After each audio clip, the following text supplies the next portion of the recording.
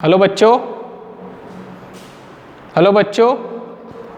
चलिए आज के लेक्चर्स में हम लोग बात करेंगे विद्युत धारा की, जो कि मेन आपका फोकस पॉइंट है। इसको फोकस करिएगा। विद्युत धारा किसे कहते हैं, विद्युत कितने प्रकार की होती है और विद्युत से रिलेटेड क्या टर्म्स होते हैं वो भी मैं आपको पढ़ाऊंगा। चलिए बात करते हैं विद्युत धारा क्या होती है। कि देखिए विद्युत धारा जो मैंने आपको बताया था कि विद्युत धारा कह सकते हैं कि किसी पदार्थ में या किसी कंडक्टर में इलेक्ट्रॉनों के प्रवाह की दर को विद्युत धारा कहते हैं। इट मीन्स कि उस कंडक्टर में, सपोज डैट ये आपका कंडक्टर है, इस कंडक्टर में एक सेकंड में जितने भी इलेक्ट्रॉन फ्लो होंगे उनको हम बोलेंगे विद्युत धारा।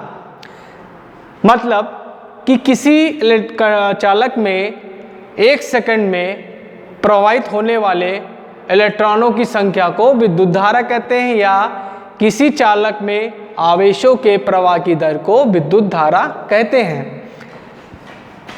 विद्युत धारा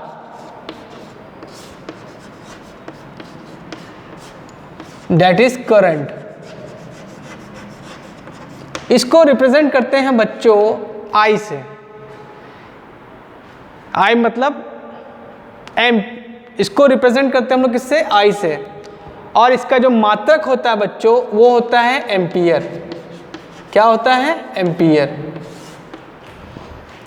जैसा कि मैंने आपको बताया कि आवेशों के प्रवाह की दर को विद्युत धारा कहते हैं। इट मीन्स ये आपका क्या हो गया, Q आवेश हो गया और T से इसको डिवाइड कर देंगे तो दर हो जाएगा। तो ये आपकी परिभाषा बन गई।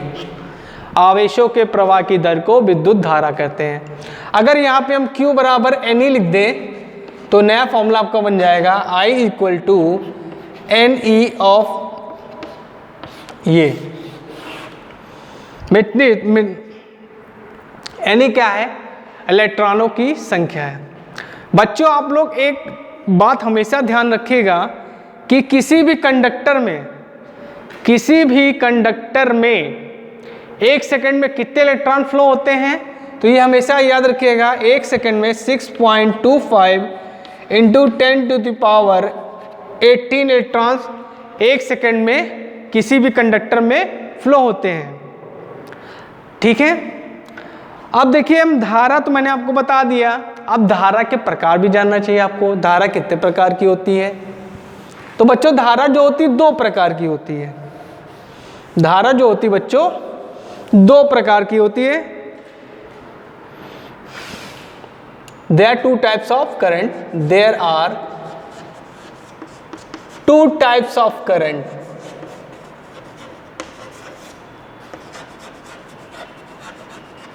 पहली कहलाती है आपकी डायरेक्ट करंट। डायरेक्ट करंट और दूसरी होती है बच्चों अल्टरनेटिंग करंट।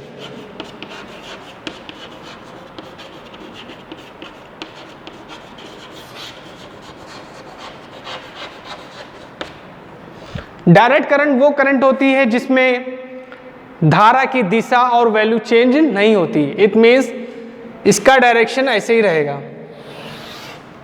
ये आपकी डायरेक्ट करंट होगी, मतलब इसका डायरेक्शन और वैल्यू क्या होगी, सेम रहेगी, ये चेंज नहीं होगी।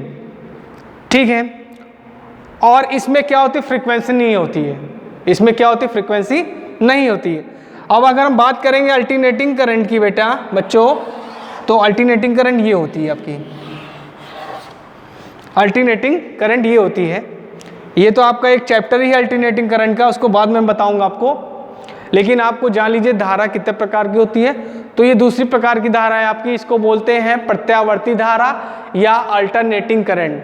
अल्टरनेटिंग करंट बच्चों वो करंट होती है जिसकी डायरेक्शन और वैल्यू समय के साथ चेंज होती रहती है। देखिए यहाँ पे पॉजिटिव है, यहाँ पे निगेटिव है। ठीक है। तो वो धारा जिसकी वैल्यू जो होती है और डायरेक्शन जो होती है टाइम के रिस्पेक्ट में चेंज होती रहती है, वो करंट क्या कहलाती है, आपकी अल्टरनेटिंग करंट कहलाती है। ठीक है।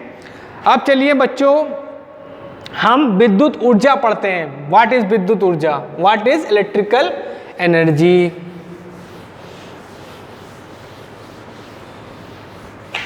पहले बच्चों हम लोग पढ़ते हैं इलेक्ट्रिक पावर। इलेक्ट्रिक पावर बहुत जरूरी है बच्चों आपको पढ़ना। इलेक्ट्रिक पावर, विद्युत शक्ति।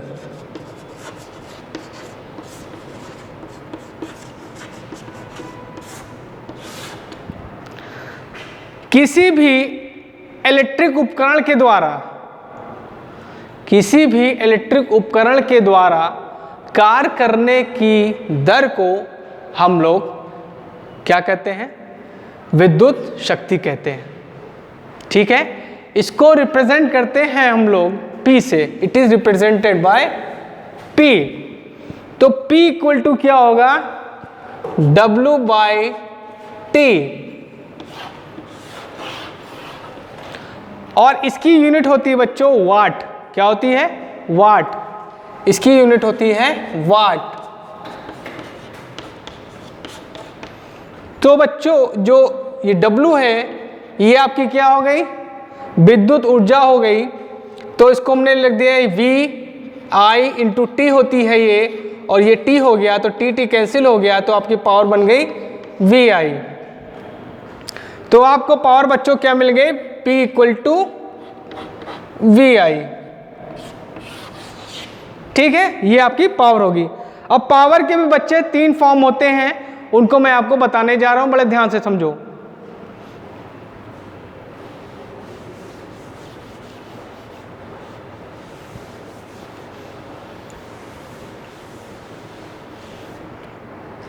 देखिए मैंने आपको बताया P इक्वल टू VI होता है ओम के नियम से V is equal to IR होता है बच्चों। तो यहां पे अगर हम V इस इक्वेशन में, इस फर्स्ट इक्वेशन में V की वैल्यू IR रख दें तो पावर का फॉर्मूला आपको क्या मिल जाएगा? P इक्वल टू V की वैल्यू रखोगे IR इंटू I, तो आपकी पावर क्या हो गई? I square R। तो आपकी पावर क्या आ गई आपको? P equal to I square R। और अगर इसी बच्चों, अगर इस फॉर्मूले में हम दूसरी वैल्यू रख दें तो यहां पे अगर हम I की वैल्यू रख दें बच्चों तो ओम्स के नियम के अनुसार V इक्वल टू IR होता है बच्चों। तो I इक्वल टू क्या हो जाएगा? V by R। तो यहां पे अगर हम I की वैल्यू उठा के ये इसमें रख दें तो P इक्वल टू हो जाएगा बच्चों V, और I की वैल्यू क्या होगी? V by R।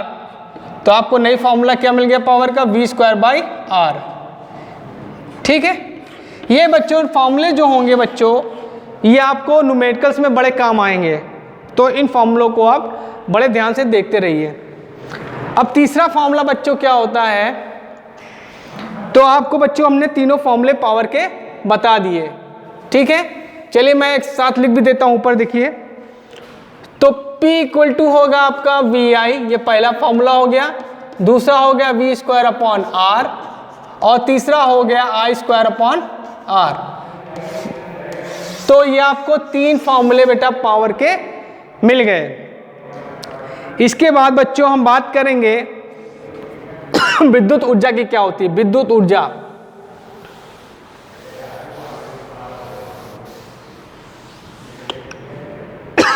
विद्युत ऊर्जा, इलेक्ट्रिक एनर्जी, इलेक्ट्रिकल एनर्जी। देखिए किसी विद्युत उपकरण द्वारा कार्य करने की क्षमता को हम लोग क्या कहते हैं? विद्युत ऊर्जा कहते हैं। ठीक है, तो ये क्या होगा? ये क्या होती है? ये जो होती है वोल्टेज, करंट और टाइम का मल्टीपल होती है।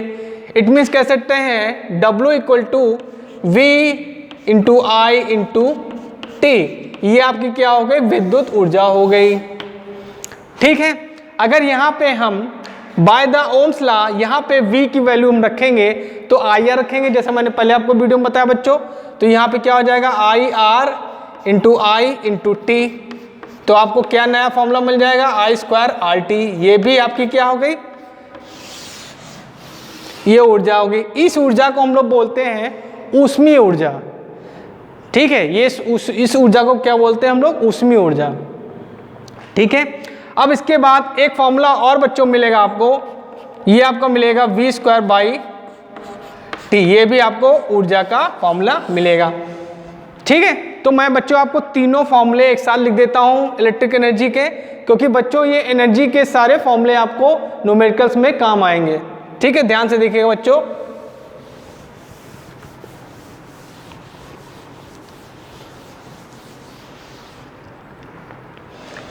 देखिए इलेक्ट्रिकल एनर्जी इक्वल टू क्या हो जाएगा, वी आई इंटू टी हो जाएगा, v square by r into t, और ये आपका मिल जाएगा I square by r square t. ये आपको विद्युत ऊर्जा के फॉर्मूले। बात करेंगे विद्युत ऊर्जा की यूनिट की, तो बच्चों इसकी ऊर्जा क्या होती है, इसकी यूनिट अगर हम बात करेंगे स्टैंडर्ड की, आप लोग इंजीनियर बनने जा रहे हो, इलेक्ट्रिशियन इंजीनियर बनने जा रहे हो, तो आपको स्टैंडर्ड्स की यूनिट पता होनी चाहिए। वैसे तो बच्चों कहीं भी किसी से पूछोगे आप बता देगा जूल होती है ऊर्जा की, लेकिन आपको विद्युत ऊर्जा की यूनिट पता होनी चाहिए। तो ये होती है kWh, किलोवाट आवर्स। ये आपकी क्या है, ये स्टैंडर्ड है। आप अगर आपसे पूछा जाएगा ऊर्जा इसकी यूनिट क्या होगी, तो आप क्या बताओगे, किलोवाट आवर्स बताओगे। ठीक है, अच्छा चलिए, अब हमने आपको इतना कुछ बता दिया, तो आपको ये भी बता दें कि बच्चों इन सब टर्म्स में कौन क्या है। देखिए P क्या होती है, P होती है आपकी इलेक्ट्रिकल पावर, इलेक्ट्रिक पावर होती है। इलेक्ट्रिक पावर मतलब विद्युत शक्ति बोलते हैं इसको, विद्युत शक्ति।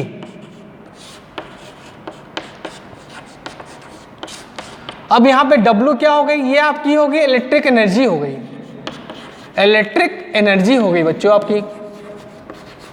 इसको बोलते हैं विद्युत ऊर्जा।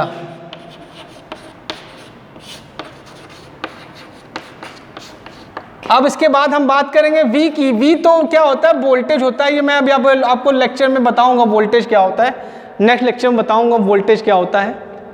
ये वोल्टेज जो होता है ये क्या करता है, इलेक्ट्रॉनों को गति प्रदान करता है बच्चों।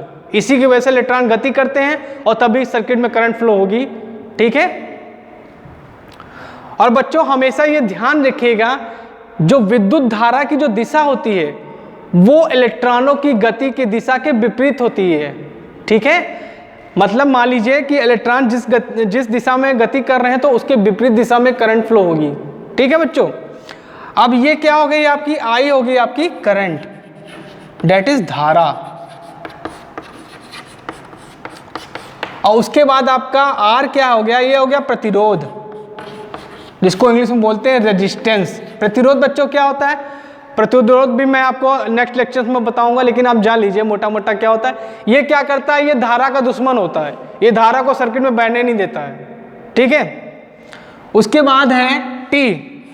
टी बेटा यहाँ पे टाइम है। टी क्या है यहाँ पे बेटा, टाइम है। तो मैंने आपको सारे टर्म्स बता दिए कौन क्या है। तो बच्चों मन लगा के पढ़िए, मैं आपको एक एक चीज बताऊंगा।